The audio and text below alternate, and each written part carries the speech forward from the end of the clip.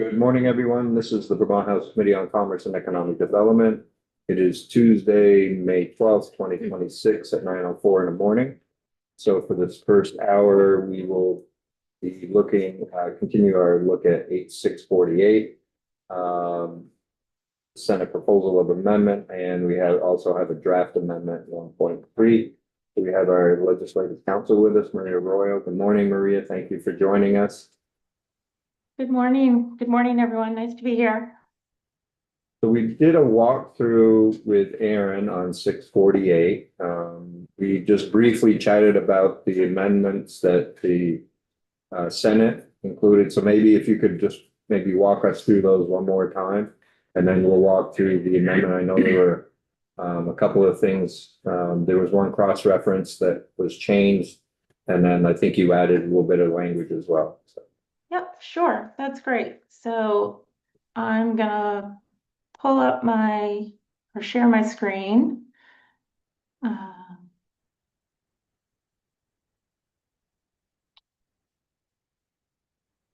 Okay, so we'll start with the Senate proposal of amendment.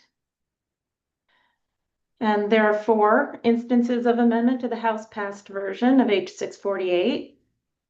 So the first instance of amendment is there were a number of sections where that applied to consumer litigation funding companies, and instead of getting a registration or being registered as they are under existing law, the proposal was to require them to get a license.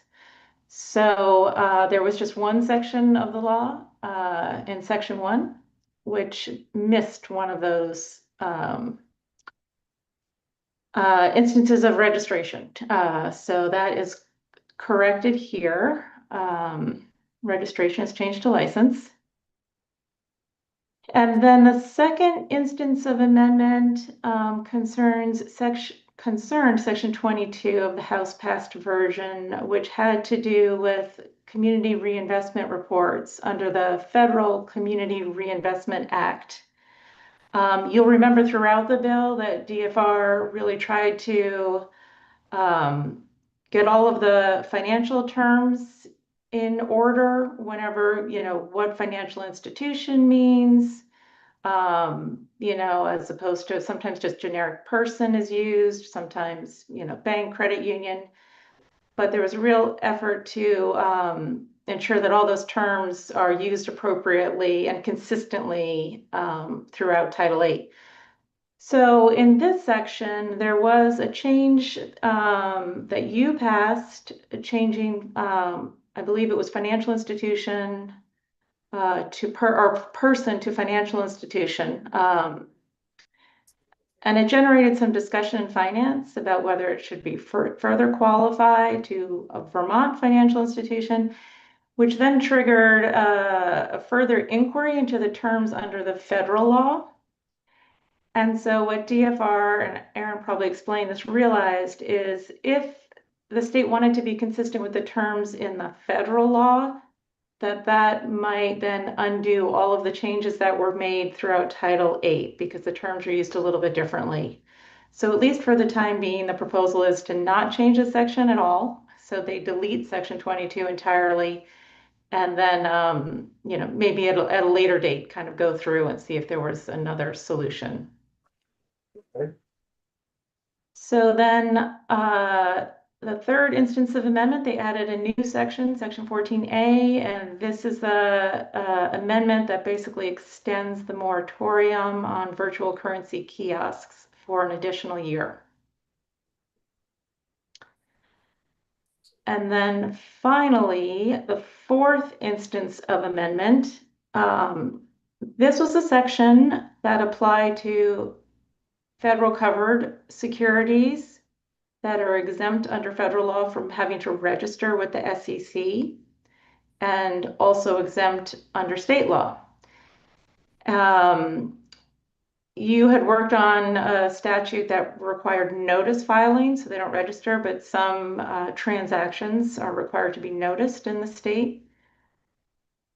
And so what was realized when this came up for discussion in finance is that the requirement that there still be a notice filing for certain federal covered transactions was a little bit too broad by referencing, you'll see on line 17, section 5302 of the statutes.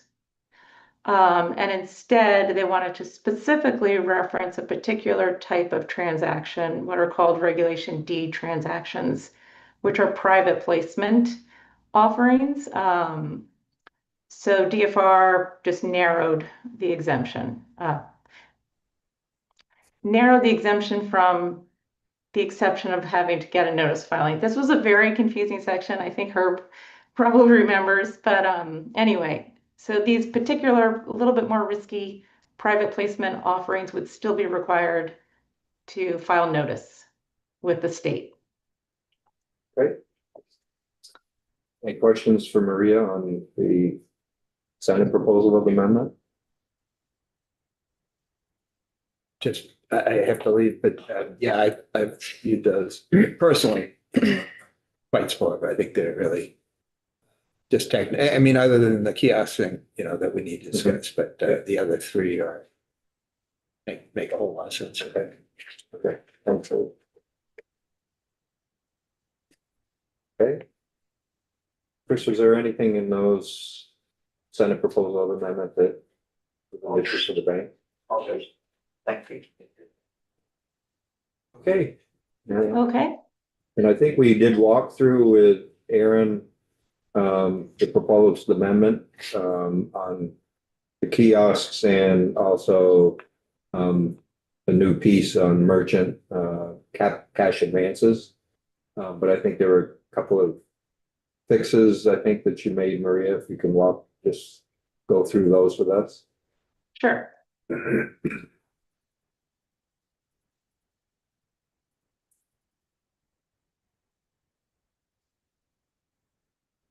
So the revisions had to do with the merchant cash advances. As the chair just mentioned, is there an easy way for me to scroll down? There was just a cross-reference that needed to be fixed. And that is on page 19. I didn't show the change here, but I'll just tell you. In section 59, line 14, under the earlier version of this draft, it had referenced section, I think it was 2248 or 2274, I can't remember, but it was the wrong cross-reference, or 2246 maybe. So that was just fixed. That's all on line 14 and line 17. Not a substantive change. The substantive changes come all the way at the end. And so there is one new section added so you haven't seen this before. So this is in section 61 and it concerns rulemaking. I think Aaron discussed last week that, putting the effective date of this new section regarding merchant cash advances out a year was important so that they could better prepare to do the rulemaking, to understand a little bit what should be included in the rulemaking and just kind of gear up for the actual implementation date. So I had some discussions with DFR if they wanted to potentially initiate the rulemaking, because the way it was drafted now, the effective date being set out to 2027 included also specific rulemaking authority.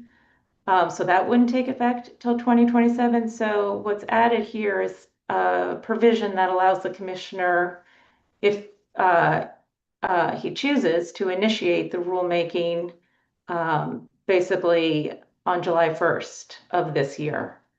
But it also specifies that any rules that are adopted or proposed shall not take effect until on or after July 1st, 2027. So again, just a little more flexibility to actually begin rulemaking prior to July 1st of 2027. And then one of the other issues that I think came up in your committee discussions last week concerned the application of the merchant cash advance section. So the first two lines are all the same, are basically the same. But then at the end of line 6, so the commercial financing takes effect July 1st, 2027, and shall apply to commercial financing contracts entered into or modified, amended, or restructured on or after July 1st, 2027. So that any existing contracts, if their terms or provisions are amended after the effective date of this act, then these, the new requirements would apply to them. So all the disclosures, et cetera. So are there questions about that? So the merchant cash advances, they could continue to contract without regulation until July 1 of 2027. That's correct. Enter into new contracts? Yes. Okay. And then after July 1st, 2027, then they would fall under DFR's licensure and would have to be licensed before they can continue business in Vermont. That's right. Okay. Any questions for Maria?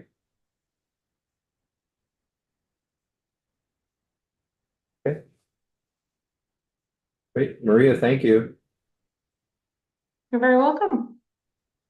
So I think we'll look at this afternoon, provided that we're off the floor at some time. But this is up for action tomorrow, so hoping that we have the time to take this up.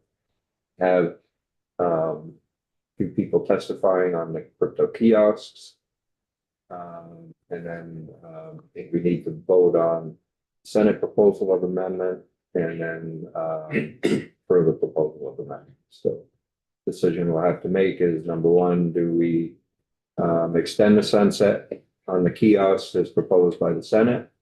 Or do we ban them from Vermont as it's proposed in the House proposal, further proposal of amendment? And also these cash advance to regulate this industry in Vermont. Michael? So we're going to be voting on that today? Yes, because it's up for action tomorrow. Unless we're on the floor. I have to zoom in for the vote. Okay, yeah, you're I on. can use my vote. I don't care. It's gonna just be a Straw poll. straw poll So that rule doesn't apply to straw polls? Okay. I mean, I'm at 2 of 3, so I still got one left anyway. vote. Okay. Any questions? Very good. Thanks again, Maria. You're welcome. You See can you. go up 5. Thank See you later.